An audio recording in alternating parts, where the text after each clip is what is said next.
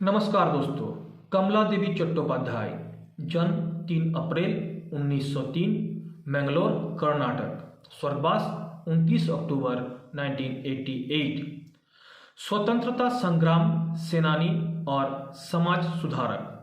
कमला देवी चट्टोपाध्याय एक समाज सुधारक, स्वतंत्रता संग्राम सेनानी, नारी आंदोलन की पथ प्रदर्शक तथा भारतीय हस्तकला के क्षेत्र में नव जागरण लाने वाली गांधीवादी महिला थी।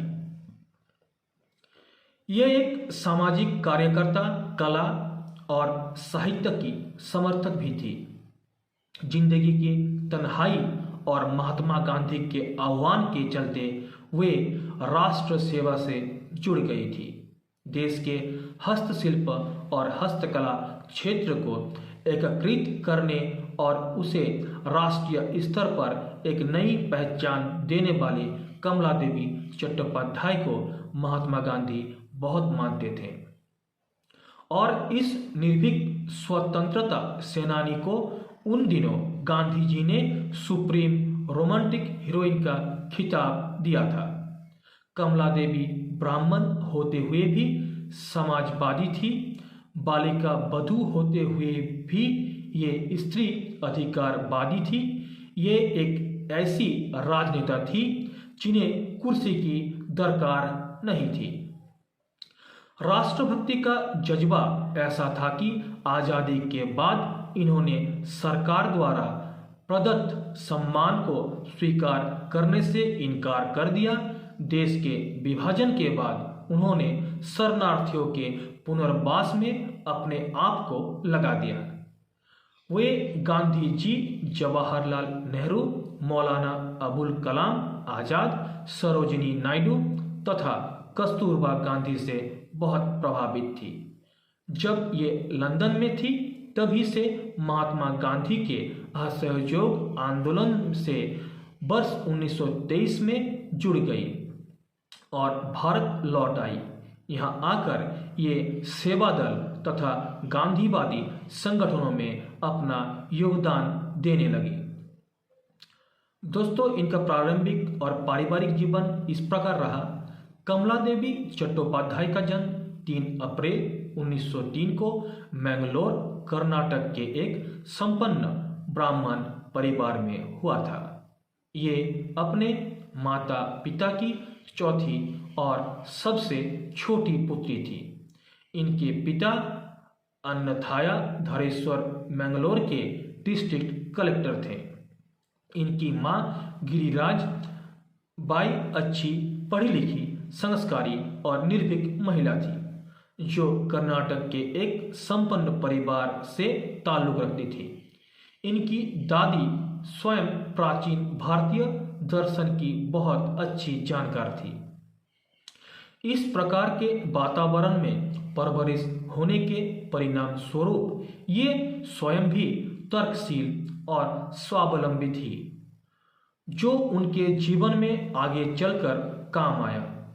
इन्होंने पहले मैंगलोर तथा बाद में दूसरी शादी के बाद लंदन यूनिवर्सिटी के वेडफोर्ड कॉलेज से समाजशास्त्र में डिप्लोमा प्राप्त किया। इन्होंने प्राचीन भारतीय पारंपरिक संस्कृत ड्रामा कुटियाट्टम केरल का गठन अध्ययन भी किया था। जब इनकी उम्र 7 वर्ष की थी तो इनके पिता का स्वर्गवास हो गया।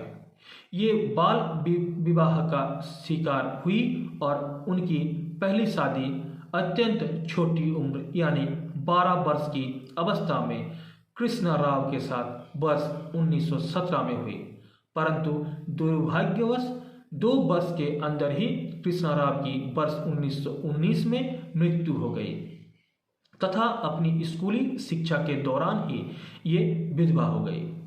बाद में अपनी पसंद से वर्ष 1919 में ही सरोजिनी नायडू के छोटे भाई हरेंद्रनाथ चट्टोपाध्याय के साथ पुनः विवाह के बंधन में बंध गई। हालांकि जात पात में विश्वास रखने वाली उनके रिश्तेदारों ने इसका घोर विरोध किया। शादी के कुछ दिनों बाद कमला देवी हरेंद्रनाथ के साथ लंदन चली गई। हरेंद्रनाथ भी कला, संगीत, कविता और साहित्य में रुचि रखने वाले व्यक्ति थे, लेकिन दोनों की विचारधाराओं में मेल नहीं होने के कारण यह संबंध अधिक समय तक नहीं चला और इसकी परिणाम तलाक के रूप में हुई। इन्होंने एक पुत्र को जन्म दिया जिसका नाम रामकृष्ण चट्टोपाध्याय था। दोस्तों, महिला आंदोलन में योगदान इनका इस प्रकार रहा। प्रकृति की दीवानी कमला देवी ने ऑल इंडिया वीमेंस कॉन्फ्रेंस की स्थापना की। ये बहुत दिलेर थी और पहली ऐसी भारतीय महिला थी जिन्होंने 1920 के दशक में खुले राजनीतिक चुनाव में खड़े होने का साहस जुटाया था। वो भी ऐसे समय में जब बहुसंख्यक भारतीय महिलाओं को आज़ादी शब्द का अर्थ भी नहीं मालूम था। ये गांधी जी के नमक आंदोलन 1930 और असहयोग आंदोलन में हिस्सा लेने वाली महिलाओं में से एक थी। नमक कानून तोड़ने के मामले में बॉम्बे प्रेसिडेंसी में गिरफ्तार होने वाली वे पहली महिला थी। स्वतंत्रता आंदोलन के दौरान वे 4 बार जेल गई और 5 साल तक सलाखों के पीछे रही। हस्तशिल्प तथा हस्तकला को विकसित करने में इनका बहुत योगदान रहा। इन्होंने देश के विभिन्न हिस्से में बिखरी समृद्ध हस्तशिल्प तथा हस्तकलाओं की खोज की दिशा में अद्भुत एक सराहनीय कार्य किया। कमला चट्टोपाध्याय पहली भारतीय महिला थी जिन्होंने हस्तकला और हस्तशिल्प को न केवल राष्ट्रीय बल्कि अंतर्राष्ट्रीय स्तर पर पहचान दिलाई। आज़ादी के बाद इन्हें वर्ष 1952 में ऑल इंडिया हैंडीक्राफ्ट का प्रमुख नियुक्त किया गया। ग्रामीण इलाकों में इन्होंने घूम घूम कर एक परखी की तरह हस्तशिल्प और हस्तकलाओं का संग्रह किया। इन्होंने देश के बुनकरों के लिए जिस सिद्धांत के साथ काम किया उसका असर ये था कि जब ये गांव में जाती थी तो हस्तशिल्पी बुनकर जुलाहे सुनार अपने सिर से पगड़ी उतारकर इनके कदमों में रख देते थे। इसी समुदाय ने इनके अथक और निस्वार्थ माँ के समान सेवा की भावना से प्रेरित होकर इनको हस्तकरघा माँ का नाम दिया। देश के प्रमुख सांस्कृतिक और आर्थिक संस्थानों की स्थापना में इनका बहुत योगदान था।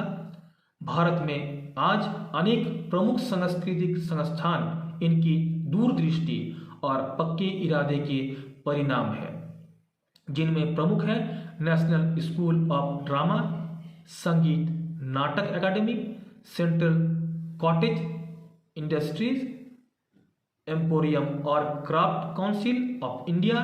इन्होंने हस्तशिल्प और कोऑपरेटिव आंदोलनों को बढ़ावा देकर भारतीय जनता को सामाजिक और आर्थिक रूप से विकसित करने में अपना योगदान दिया।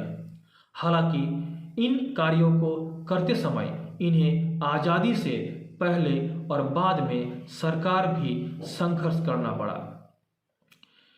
इनके द्वारा लिखित कुछ पुस्तकें इस प्रकार रहे।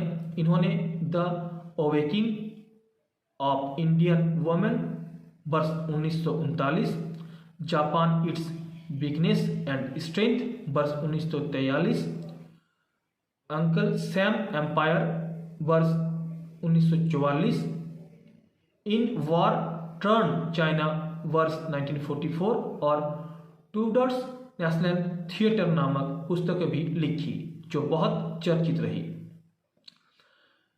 इनके द्वारा लिखे गए कुछ पुस्तकें एवं सम्मान इस प्रकार रहे। समाज सेवा के लिए भारत सरकार ने इन्हें नागरिक सम्मान पद्म भूषण से वर्ष 1955 में सम्मानित किया।